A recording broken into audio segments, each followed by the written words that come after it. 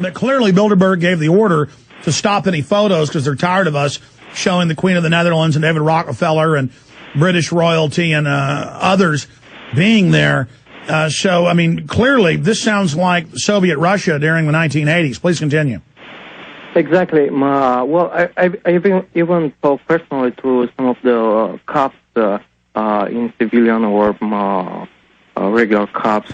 And basically what they told us is that, first of all, they were very friendly to us. Only some security people there were very, very angry, and they were giving orders. They had stations, radio stations, all of them, and they were saying to the radio to, take those guys, something like that. But so you saw private security people, or what looked like plain clothes. Private security may have been telling the police to be rougher with you? Exactly.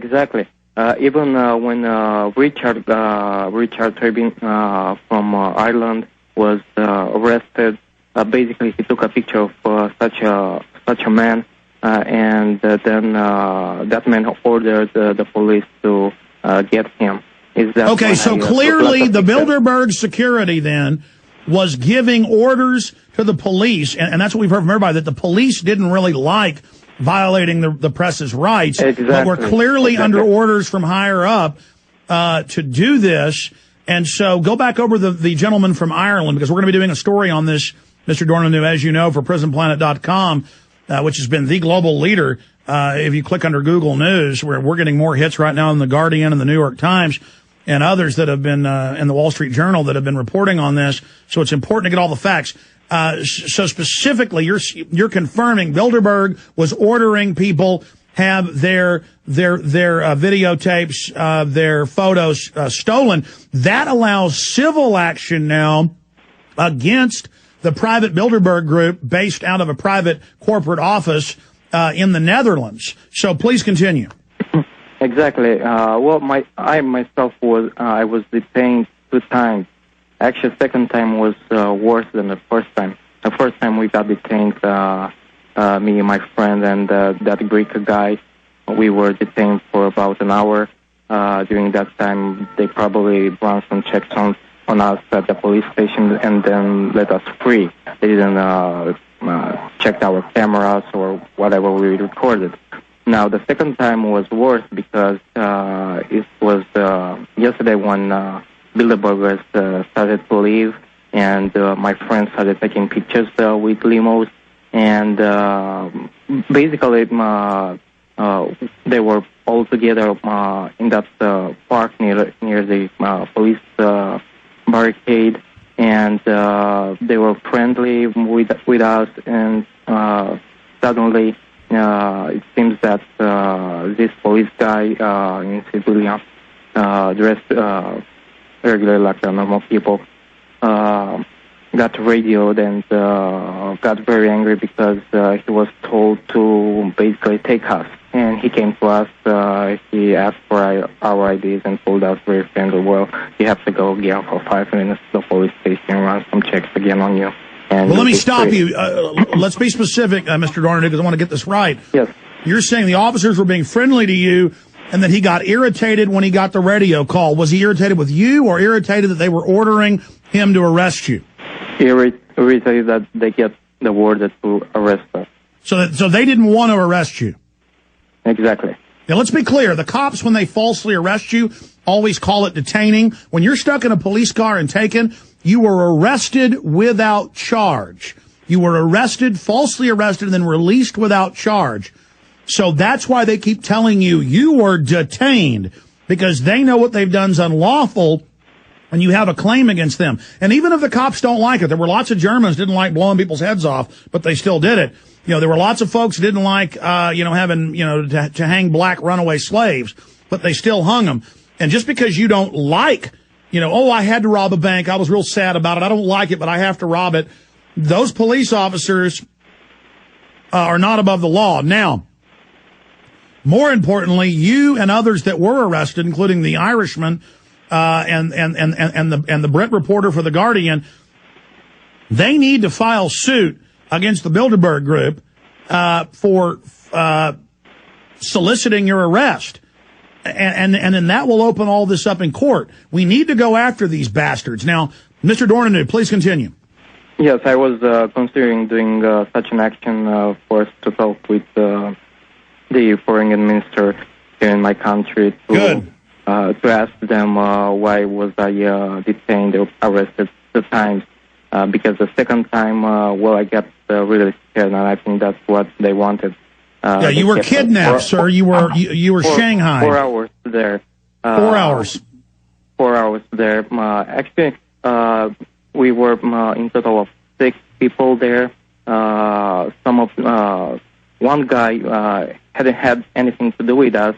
He was an American from Colorado, and he was just sitting on the bank near us, and he was taken as well. Let's be clear. This is in the middle of Yeah, exactly. This is a no camera. This is in the middle of just a gorgeous tourist area, and they shut down the entire palace with 3 huge hotels, and then there's a huge bay with boats and ships and people on the beach with volleyballs, and they were just grabbing people. Explain that to people.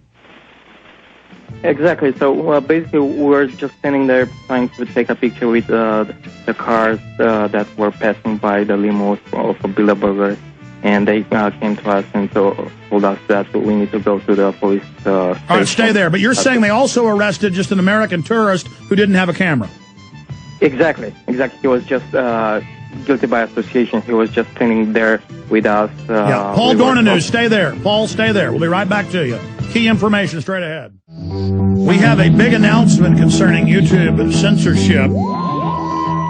And I'll say this, it looks very, very positive, but I don't want to declare victory yet.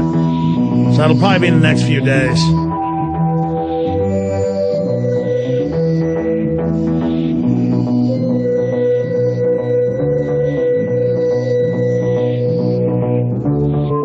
Up on screen, it's coming up next hour. We're going to play this video.